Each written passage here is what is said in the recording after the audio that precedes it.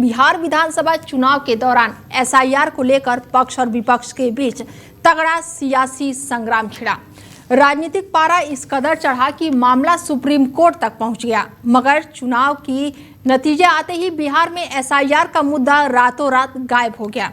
तो वहीं अब एसआईआर को लेकर सियासी बयार चल रही है। पड़ोसी राज्य बंगाल तक पहुंच गई है। बिहार में एसआईआर सफल होने के बाद से चुनाव आयोग ने देश के 11 राज्यों में से जोरों शोरों से ये प्रक्रिया अब शुरू कर दी है। सपा के राष्ट्रीय अध्यक्ष अखिलेश यादव ने सत्ताधारी बीजेपी पर करारा वार किया है। पूर्व मुख्यमंत्री अखिलेश यादव ने कहा है कि ईमानदारी से चुनाव हो जाए तो बीजेपी को घरवाले तक उनका वोट नहीं देंगे, बीजेपी जाए तो शांति आए। अखिलेश यादव का ये बयान बिहार चुनाव के बाद यूपी में हो रहे एसआईआर को लेकर आया है। उन्होंने एसआईआर कार्य में लगे बीएलओ का दर्द भी बताया है। बता दें कि एसआईआर के बाद से कई बीएलओ ने अपना इस्तीफा दे दिया है और ऐसे में कईयों की जान चली गई है। पश्चिम बंगाल की अगर बात की जाए तो पश्चिम बंगाल का भी नाम एसआईआर में शामिल है। तो वहीं बंगाल में अगले साल विधानसभा चुनाव होने वाले हैं और जिस कारण एसआईआर एक बार फिर से सियासी मुद्दा बन चुका है। देश भर में बूथ लेवल ऑफिसर यानी कि बीएलओ की मौत का सिलसिला थम नहीं रहा है। बीते कुछ हफ्तों से सुसाइड या फिर अलग अलग कारणों से कई बीएलओ की जान जा चुकी है और ऐसी घटनाएं अब लगातार सामने आ रही हैं और ऐसे में राजनीति अब तेज हो गई है। पश्चिम बंगाल में ममता बनर्जी की पार्टी टीएमसी ने भी एसआईआर के खिलाफ मोर्चा खोल रखा है। टीएमसी के प्रधान सचिव अभिषेक बनर्जी ने एसआईआर पर बातचीत के लिए हालांकि बैठक भी बुलाई है और इस दौरान ममता बनर्जी मतुआ समुदाय के लोगों से बात करके उन्हें एसआईआर से जुड़ी जानकारी देंगी। टीएमसी के प्रतिनिधिमंडल को 28 नवंबर की सुबह 11 बजे बैठक के लिए बुलाया गया है और एसआईआर को लेकर बंगाल में सियासत फिलहाल गर्म है। ममता ने देश भर में एसआईआर विरोधी यात्रा निकालने का ऐलान कर दिया है, लेकिन बीजेपी इसे सिर्फ राजनीतिक ड्रामा बता रही है। इसके साथ ही अगर राहुल गांधी की बात की जाए तो उनका कहना है कि एसआईआर एक सोची समझी चाल है और इसके जरिए आम लोगों को प्रताड़ित किया जा रहा है। बीएलओ पर बेवजह दबाव बनाया जा रहा है और यह कोई विफलता नहीं है बल्कि एक साजिश है। सत्ता में मौजूदा लोगों को बचाने के लिए लोकतंत्र की कुर्बानी दी जा रही है। बता दें कि लगातार एसआईआर को लेकर अब राजनीति तेज हो गई है और ऐसे में पक्ष और विपक्ष लगातार आमने सामने हैं। बिहार में चुनाव हुए और उस दौरान एसआईआर का भी मुद्दा तेज उठा और ऐसे में एक बार फिर पश्चिम बंगाल में की सीएम ममता बनर्जी ने मोर्चा खोल रखा है। हालांकि लगातार राहुल गांधी की तरफ से, अखिलेश यादव की तरफ से इस पर वार और पलटवार का दौर तेज है। और हमारे साथ जुड़ चुके हैं अबरल मलिक जी हैं जो कि बीजेपी से प्रवक्ता हैं और कपिल श्रीवास्तव जी हैं जो कि समाजवादी पार्टी से हैं। नहीं देखिए, बिल्कुल जहां तक विषय एक तरीके से एसआईआर पे राजनीति होने का अथवा ना होने का, मैं सोचता हूं एसआईआर पे राजनीति किसी रूप में नहीं होनी चाहिए। इस चुनाव आयोग का स्पष्ट रूप से विषय और चुनाव आयोग सबको मालूम है कि स्वतंत्र संस्था है और चुनाव आयोग आज भी है, कल भी रहेगा, भविष्य में भी रहेगा। सरकारें आएंगी जाएंगी, पार्टियां बनेंगी बिगड़ेंगी, राजनीतिक दल आएंगे और जाएंगे, लेकिन चुनाव आयोग वही था, वही है और भविष्य में भी वही रहेगा। निश्चित रूप से इसी चुनाव आयोग के माध्यम से डॉक्टर मनमोहन सिंह साहब इस देश के 2 बार प्रधानमंत्री रहे और ईवीएम के माध्यम से इस देश के प्रधानमंत्री रहे और उसके साथ साथ जितने कांग्रेस के प्रधानमंत्री आए वो भी इसी चुनाव आयोग के माध्यम से रहे और उसके साथ साथ एक चुनाव प्रणाली होती है और उसके साथ साथ अगर बात कर ली जाए ईवीएम की, इलेक्शन कमीशन की, तो मैं सोचता हूं इनके खिलाफ बोलना एक तरीके से मतदाता का विश्वास लोकतंत्र से उठाना और चुनाव प्रक्रिया से उठाने वाली बात। अबरल जी, एसआईआर को लेकर हम विपक्ष कहें, इंडिया गठबंधन कहें, लगातार मोर्चा खोल रखा है। जी नहीं, देखिए जहां तक एक तरीके से सवाल है विपक्ष का, तो मैं समझता हूं सभी लोग भारतीय हैं और भारत की संवैधानिक प्रक्रियाओं में सबका भरोसा है और होना चाहिए, इसमें कोई कंफ्यूजन नहीं है। और उसके साथ साथ जहां तक विषय एक तरीके से एसआईआर का, बिल्कुल स्पष्ट है और सर्वविदित है, सबको मालूम है कि एसआईआर क्या है।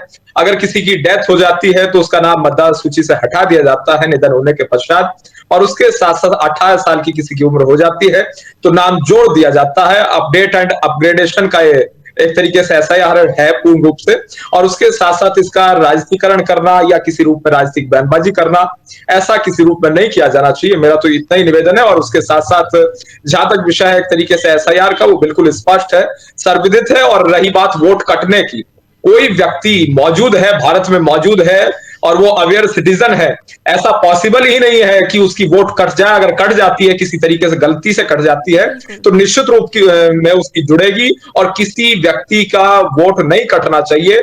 ये मेरा निजी रूप से भी इस विषय में मानना है, क्योंकि लोकतंत्र इस देश में मौजूद है और लोकतांत्रिक प्रणाली है, इसमें कोई दो राय नहीं है। और उसके साथ साथ चुनाव आयोग और अन्य संस्थाओं पे किसी रूप में सवाल किए जाने एक तरीके से पूर्ण रूप से गलत है। लेकिन हाँ, सबको बोलने का अधिकार है, right to freedom of speech है, सबको अपनी राय रखने का अधिकार है, यही लोकतंत्र है। मतभेद हो सकते हैं लेकिन मनभेद नहीं होने चाहिए, इस बात को भी याद रखा जाना। बिल्कुल। कपिल श्रीवास्तव जी क्या कुछ कहेंगे?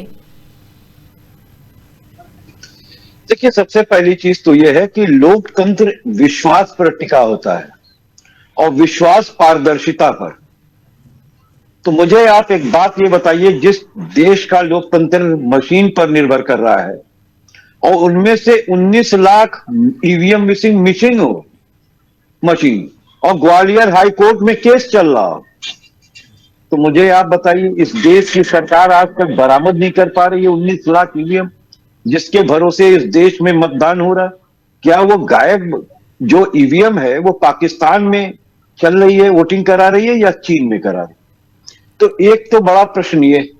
दूसरा चीज ये है कि जब चुनाव आयोग की नियुक्ति में ही अधर्मज पुत्र का जन्म होगा तो पारदर्शिता का अभाव हो जाएगा।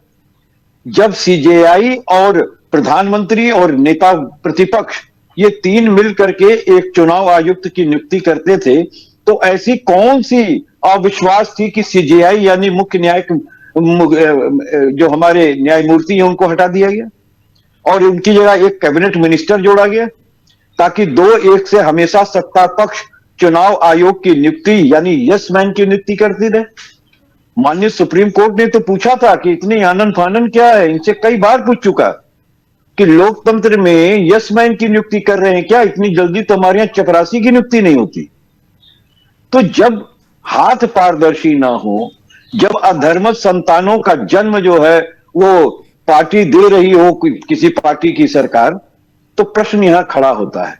और प्रश्न इसलिए भी खड़ा होता है कि जब 69 लाख वोट गायब कर दिए जाएं, 25 लाख जोड़ दिए जाएं, एक एक घर में 500, 800, 200 वोट दिखाई दे, जहां चुनाव आयोग 0 नंबर के मकान पर जब प्रश्न खड़ा होता है तो उसकी घिघी बन जाए और आप फिर उन लोगों को खोज भी नहीं पाओगे, क्योंकि वो कह रहे हैं कि भाई 0 नंबर उसको दिया जाता है जिनके पास मकान नहीं, तो आप उनको खोजोगे कहां? यानी कि वो पेड़ के नीचे रह रहे हैं, उनका कहना यह है, क्योंकि बाकी अगर किसी मकान में रह रहे तो किराएदारी होगी। तो बात इस चीज की है, और बात इस चीज की है कि जब मतदान हो रहा हो और 10,000 रुपए की रिश्वत खुलेआम बांटी जा रही हो, देश के लोकतंत्र पे डकैती डाली जा रही हो और चुनाव आयोग कान में तेल डाल के सो गया हो, तो आपको सोचना तो पड़ेगा ही पड़ेगा। और सोचना इसलिए भी पड़ेगा कि उत्तर प्रदेश में अभी 27 में चुनाव है, फिर मुद्दा उठाए उत्तर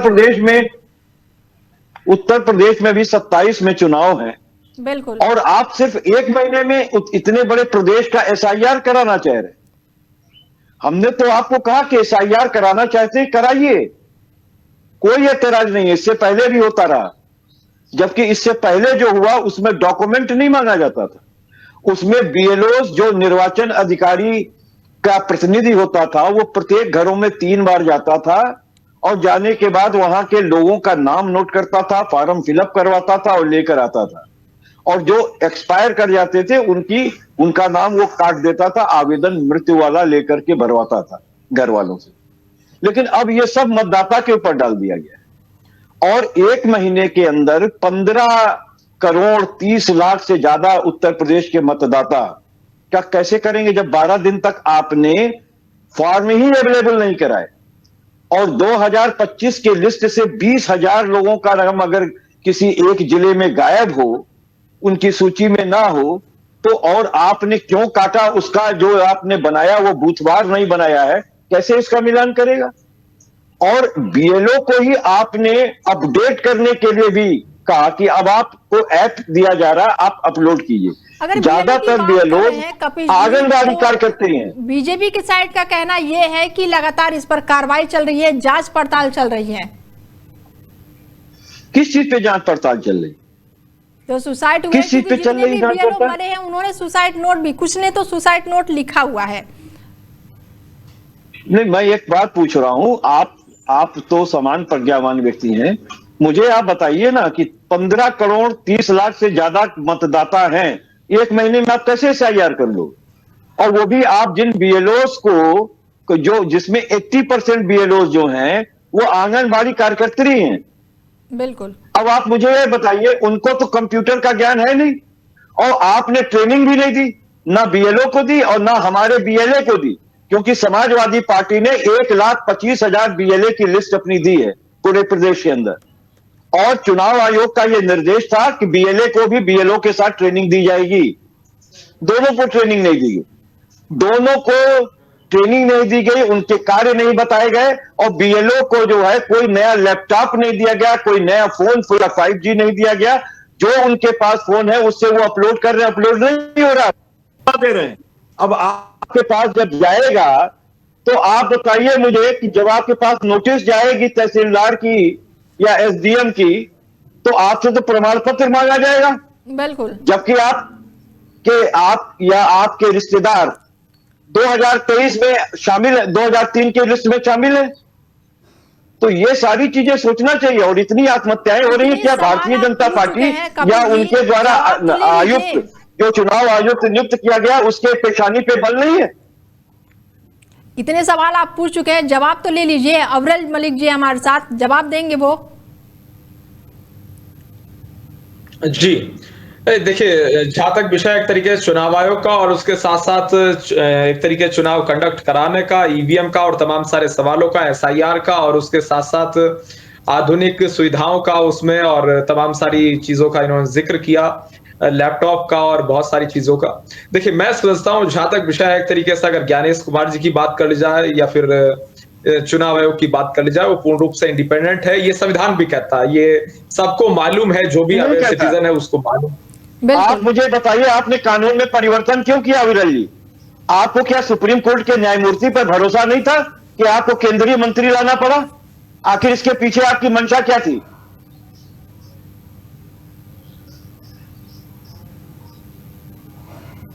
जी जी, बोलिए बोलिए अवरल जी। जी नहीं, देखिए मैं स्पष्ट कर रहा हूं वही चीज। और जहां तक विषय एक तरीके से भारतीय संविधान का, कॉन्स्टिट्यूशन ऑफ इंडिया का, तो ये देश अगर चलता है तो इस संविधान के आधार पर चलता है, कॉन्स्टिट्यूशन ऑफ इंडिया के आधार पर चलता है। मेरा सीधा प्रश्न है विरल भाई, इधर उधर ना घुमाइए। आप एक अच्छे प्रवक्ता हैं भाजपा के, भाग क्यों रहे हैं? हमें यह बताइए, आपकी क्या मजबूरी थी कि आपने मुख्य न्यायमूर्ति या न्यायमूर्तियों को हटा करके और केंद्रीय मंत्री को उसमें अडॉप्ट किया? बिल्कुल बिल्कुल, आप चुनाव आयोग की नियुक्ति करें और फिर ये पारदर्शिता कहां रह गई? गैर संवैधानिक कृत्य किया आपने। बिल्कुल उसी चीज पे मैं आ रहा हूँ, उसी पॉइंट पे आ रहा हूँ। और उसके साथ साथ आपको अन्य भी जो सवाल है उन पर मैं एक एक करके पॉइंट वाइज जवाब दे रहा हूँ। करने दीजिए ना। बिल्कुल, मैं इनके सवालों का पॉइंट वाइज एक एक करके जवाब देता हूँ। ठीक है, जी। देखिए जहां तक विषय एक तरीके से एसआईआर का, एसआईआर क्या है, क्यों है, कैसे है, वो मैंने बिल्कुल पहले स्पष्ट कर दिया। उसके साथ साथ अगर बात कर जाए इलेक्शन कमीशन ऑफ इंडिया की, election commission of India elections conduct कराता है जो फ्री एंड फेयर होते आए हैं। और 2014 की भी अगर बात कर ली जाए, ये कपीश जी भी इस चीज को एक्सेप्ट करेंगे, 2014 में केंद्र में भारतीय जनता पार्टी की सरकार नहीं थी। 2014 में केंद्र सरकार में बिल्कुल देखिए 2014 में हमारी केंद्र में सरकार बनी, 2014 से पहले हमारी सरकार नहीं थी। तो चुनाव आयोग किसके अधीन था, किसके हाथ में था? तो मैं तो समझता हूं इस प्रकार की बात ना की जाए तो अच्छा है, क्योंकि अगर डॉक्टर मनमोहन सिंह साहब मुझे आप बताइए, आपने हटाया क्यों कानून बना के? आपने माननीय सुप्रीम कोर्ट के न्यायमूर्ति को क्यों हटाया? वो एक केस की नजीर से स्वयं को उसमें शामिल किए थे, वो कानून बन चुका था। आप मुझे बताइए उसे कानून बना के हटाया क्यों?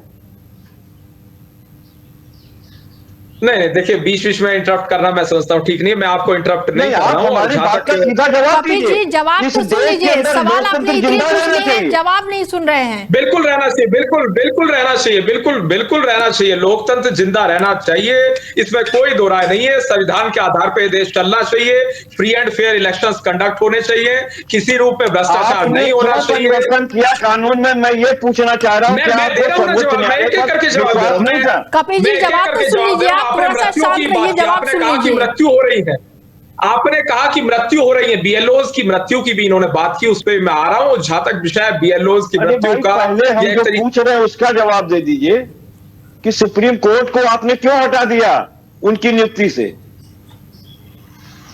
बिल्कुल, देखिए मैं स्पष्ट इस चीज का स्पष्ट जवाब देता हूं। देखिए जहां तक विषय है एक तरीके से सुप्रीम कोर्ट ऑफ इंडिया का या फिर एक तरीके से इनके सवालों का, मैं समझता हूं इन सवालों में किसी रूप में दम नहीं है, क्योंकि इस देश में न्याय संगत काम होना चाहिए और हो रहा है। अरे भाई, कहां न्याय है? आप कानून बना के सुप्रीम कोर्ट को हटा रहे हैं। अच्छा चलिए, अब आप दूसरे पे जाइए, आप इसका जवाब नहीं दे पाएंगे। जवाब वो दे रहे हैं, प्रधानमंत्री नहीं दे पाएंगे तो आप कहां से देंगे? जवाब सुन लीजिए, दे रहे हैं। प्रधानमंत्री जी नहीं जवाब दे पाएंगे तो आप कहां से देंगे? चलिए आगे बढ़िए। नहीं देखिए, जहां तक विषय एक तरीके से प्रधानमंत्री, नहीं देखिए कपिल जी, बीच बीच में इंटरप्ट करना तो आप बोल लीजिए, मुझे आपत्ति नहीं है, आप बोलिए, कोई दिक्कत नहीं है, बोलिए। आप मेरी बातों का जवाब नहीं दे रहे हैं। मैं पूछ रहा हूं सुप्रीम कोर्ट को क्यों हटाया गया, पारदर्शिता क्यों खत्म की गई? आपको देखिए, तो कपिल जी, मुझे सवाल, मैं एक सवाल करूं कपिल जी, एसआईआर को लेकर दिक्कत क्यों आ रही है फिर यूपी में? करने दीजिए ना। एसआईआर इसी पर निर्भर करता है। बिल्कुल करता है। पारदर्शी नहीं है पर ये बार-बार एसआईआर सही कैसे हो सकता है, ये बताइए। तरीके से हो सकता है और तरीके से ही हो रहा है। इलेक्शन कमीशन ऑफ, बिल्कुल देखिए, मैं एक शब्द में बिल्कुल स्पष्ट इनका जवाब देता हूं। Election commission of India independent authority है, उसका किसी पॉलिटिकल पार्टी से लेना देना नहीं है, बीजेपी से कोई लेना देना नहीं है। जब तो सरकार रिपोर्ट दे रहे हैं, जब सरकार उसकी नियुक्ति कर रही है तो इंडिपेंडेंट नहीं हुआ। बीजेपी एक पॉलिटिकल पार्टी है, इस चीज को सब जानते हैं, तो एडवोकेट भी शामिल होता तब इंडिपेंडेंट मान लेते। देखिए भाई साहब, आप बहुत सीनियर एडवोकेट हैं, तो उस नाते मैं कहना चाहूंगा, अगर बात कर जाए कानून की, आपने कानून पढ़ा होगा। क्वेश्चन कर रहा हूं। बिल्कुल उसमें बिल्कुल स्पष्ट है। इलेक्शन कमीशन ऑफ इंडिया की अगर बात की जाए, वो बिल्कुल इंडिपेंडेंट अथॉरिटी है, उससे बीजेपी हेडक्वार्टर्स का, बीजेपी के नेताओं का कोई लेना देना नहीं। नियुक्ति ही जो है इंडिपेंडेंट नहीं है, तो फिर कैसे होगा बताइए? पर अखिलेश यादव भी बयान दे रहे हैं, यहाँ तक कि राहुल गांधी भी लगातार बयान दे रहे हैं कि एसआईआर को लेकर दिक्कत है। ऐसा तो नहीं है कि यूपी में जब चुनाव होने वाला उससे पहले ही बयानबाजियां चालू हो गई हैं। राहुल गांधी का कहना है कि एसआईआर एक सोची समझी चाल है। कपिल जी, और चुनाव आयोग कार्य कर रहा है, भारतीय जनता पार्टी के लिए काम कर रहा है। आप चिल्लाते रहिए संवैधानिक है, कैसे है बताइए? लोकतंत्र विश्वास पर टिका हुआ है। मेरे प्रश्नों का जवाब दीजिए। देखिए मैं बिल्कुल, देखिए मैं 1 मिनट लेना चाहूंगा, केवल 60 सेकंड, इससे ज्यादा समय मैं लेना भी नहीं चाहूंगा। एक एक करके मैं आपके सारे प्रश्नों का उत्तर दे देता हूं। देखिए कपिल जी, जहां तक विषय है लोकतंत्र का, जहां तक विषय है संविधान का, और जहां तक विषय है कानून का, कानून में कहीं ये नहीं लिखा है कि किसी पॉलिटिकल पार्टी के आधार पे चुनाव आयोग चलता है। भारतीय जनता पार्टी एक पॉलिटिकल पार्टी है, वो एफिलिएटेड है निश्चित रूप से, बल्कि पॉलिटिकल पार्टीज इस देश की जनता के प्रति सत्ता पक्ष ज्ञानेश कुमार जी, देखिए ज्ञानेश कुमार दिखाने के लिए होता है। अगर हमारे जायज प्रश्न है तो उसके उत्तर दे दीजिए। बता दें कि एसआईआर को लेकर लगातार सियासी घमासान छुड़ा हुआ है, और ऐसे में राहुल गांधी का भी कहना है कि एसआईआर एक सोची समझी चाल है, जिसके जरिए आम लोगों को प्रताड़ित किया जा रहा है। बीएलओ पर बेवजह दबाव बनाया जा रहा है, और ये कोई सफलता नहीं है।